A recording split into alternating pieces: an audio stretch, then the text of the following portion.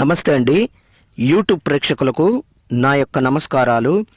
ఈ స్క్రీన్ మీద కనబడుతున్న ఉత్తరేణి ఆకులు చూశారండి.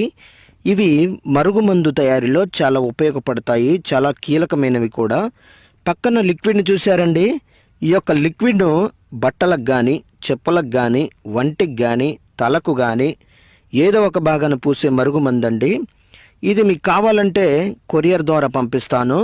దీనివల్ల మీకు ఎటువంటి సైడ్ ఎఫెక్ట్ ఉండదు, ఎటువంటి ఇబ్బంది కూడా ఉండదన్నమాట. ఈ యొక్క మరుగుమందు మరి పూస్తే కనబడినటువంటి మరుగుమందు చూశారండి, కనబడడం లేదు.